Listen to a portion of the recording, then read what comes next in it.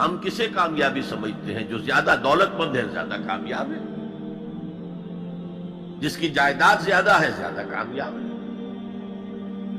جس کی تجارت بہت پھیلی ہوئی ہے زیادہ کامیاب ہے، جس کے پاس عہدہ بہت بڑا ہے زیادہ کامیاب ہے۔ یہی ہمارے کامیابی کی تصورات ہیں۔ ان تمام تصورات کی نفی ہے۔ کامیابی ان چیزوں سے متعلق ہے ہی نہیں۔ کامیابی تو ان چار چیزوں سے متعلق ہے: ایمان، عمل صالح، تواصی بالحق، تواصی بالصبر۔ یہ ہیں تو کامیابی ہے، یہ نہیں ہے تو کوئی کامیابی نہیں۔ آپ کو سلطنت عرضی مل جائے کوئی کامیابی نہیں، دنیا بھر کی نعمتیں مل جائے کوئی کامیابی نہیں، جب تک کہ یہ چار چیزیں موجود نہ ہوں: ایمان اور عمل صالح اور تواصی بالحق اور تواصی بالصبر۔ اور اگر یہ چار چیزیں حاصل ہوں تو چاہے کوئی آپ کو جانتا بھی نہ ہو، چاہے آپ کسی کٹیا میں رہتے ہو، کوئی محل نہ ہو آپ کے پاس، چاہے آپ کو روکھی سوکھی بھی مشکل سے ملتی ہو، آپ کامیاب ہیں۔ یہ ذہن میں رکھیے، معیار جب تک ہمارا یہ نہیں بنے گا ہم اسلام کے راستے پہ چل ہی نہیں سکتے۔ اس لیے کہ انسان جو بھاگ دوڑ کرتا ہے، جو سعی کرتا ہے، دن رات محنت کرتا ہے، راتوں کو سوچتا ہے، پلاننگ کرتا ہے، وہ کامیابی کے حصول کے لیے۔ اگر کامیابی کے یہ تصورات ہیں تو انہی کے لیے بھاگ دوڑ کرے، دنیا میں گم ہو جائے گا۔ جیسے اقبال نے کہا کہ کافر کی یہ پہچان کہ آفاق میں گم ہے، اور مومن کی یہ پہچان کہ گم اس میں ہے آفاق۔ یہ معیار ہے در حقیقت، جیسے کہ حضور نے فرمایا صلی اللہ علیہ وسلم کہ بہت سے لوگ ایسے بھی ہوتے ہیں جو اگر کسی محفل میں جانا چاہیں تو بار نہ پا سکے، انہیں اجازت ہی نہ ملے۔ اگر وہ کہیں رشتہ کرنا چاہے تو کوئی انہیں رشتہ نہ دے۔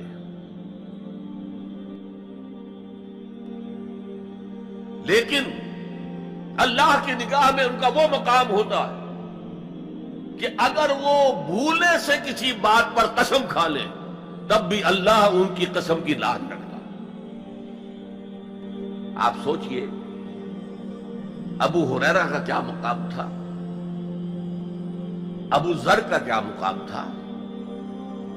حضور فرماتے ہیں صلی اللہ علیہ وسلم: من کان یسرہ ان ینظر الی زہد عیسیٰ فلینظر الی صاحب ابی ذر۔ جس شخص کو اس سے خوشی حاصل ہوتی ہو کہ حضرت عیسیٰ کا زہد اپنی آنکھوں سے دیکھے تو میرے اس ساتھی، میرے اس دوست ابو ذر کو دیکھ لے۔ یہ لوگ ہیں کامیاب ترین۔ حضرت علی کی جب شادی ہو رہی تھی حضرت فاطمہ سے رضی اللہ تعالی عنہما، ان کے پاس کوئی مکان نہیں تھا۔ ایک انصاری صحابی نے ایک حجرہ دیا ہے جس میں کہ وداع ہو کر حضرت فاطمہ نے، کوئی گھر نہیں تھا، فقراء صحابہ میں سے تھے، مہر دینے کے لیے کچھ نہیں تھا۔ حضور نے پوچھا کچھ ہے علی تمہارے پاس مہر دینے کے لیے؟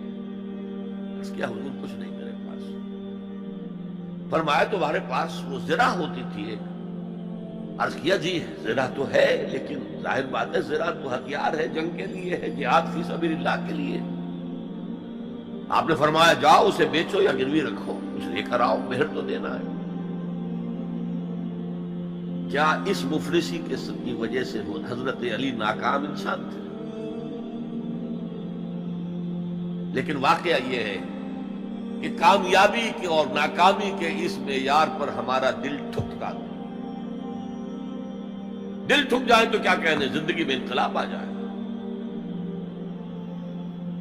میں جو بات کہہ رہا ہوں دل گواہی دے گا کہ صحیح ہے، لیکن برا نہ مانے تو میں عرض کروں گا، قرآن مجید میں ایک آیت آئی ہے کہ اے محمد جو کچھ آپ کہہ رہے ہیں صلی اللہ علیہ وسلم، کوئی بات لگتی تو ٹھیک ہے، ان نظن الا ظنا وما نحن بمستيقنين، گمان سا تو ہوتا ہے جو آپ کہہ رہے ہیں ٹھیک ہے، ہمیں یقین نہیں ہوتا۔ اور یقین جب تک نہیں ہوگا وہ آپ کی زندگی پر وہ اثر انداز نہیں ہو سکتا، وہ معیار۔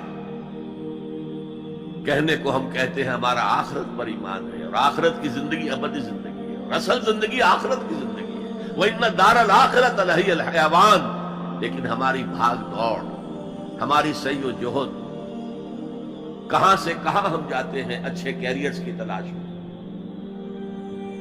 اب ایک ملک کے اندر بھی ادھر جاؤ ادھر جاؤ، ادھر جا کر کوئی تلاش کرو، ملک سے باہر بھی، عرب ممالک میں جاؤ، یو اے ای میں جاؤ، امریکہ میں جاؤ، اور کتنی خبریں آتی، کتنے لوگ مرتے ہیں انلیگل امیگریشن کی وجہ سے، پورے پورے جہاز ڈوب جاتے ہیں۔ انلیگل امیگریشن، کس چیز کی تلاش میں؟ کیا اللہ یہاں رازق نہیں ہے، رزق نہیں دے سکتا؟ لیکن یہ کامیابی کی زندگی جس میں چمک ہو دمک ہو، اقبال کہتے ہیں کہ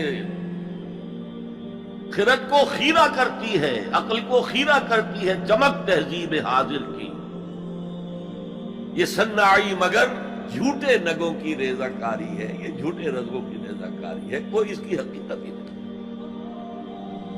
تو پہلی بات زمانے کی قسم ہے، تمام انسان خسارے میں ہے، یقیناً ہے، یقیناً ہے، سوائے ان کے جو چار شرطیں پوری کریں، الا الذین آمنوا وعملوا الصالحات وتواصوا بالحق وتواصوا بالصبر۔ اب دوسری بات نوٹ کیجئے، یہ نجات کے منیمم تقاضے ہیں،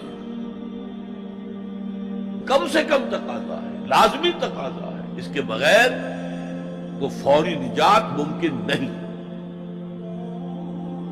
اب تیسری چیز، اور یہ ہمارے تصورات کی بڑی نفی کر دینے والی شے ہے، یہ چاروں شرطیں لازم ہیں۔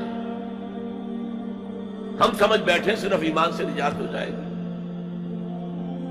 اس سے بھی آگے ایمان ہو نہ ہو، ہم مسلمان ہیں، محمد کے امتی ہیں صلی اللہ علیہ وسلم، نجات تو ہو ہی جانی ہے۔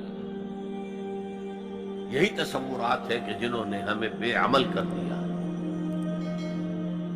جب بغیر کسی سعی کے، بغیر کسی محنت کے، بغیر کسی بھاگ دوڑ کے، بغیر کسی قربانی کے نجات حاصل ہو جائے تو کس کا دماغ خراب ہوا ہے کہ وہ محنتیں کرے، مشقتیں کرے، قربانیاں دے، اپنا خون دے، اپنا مال دے۔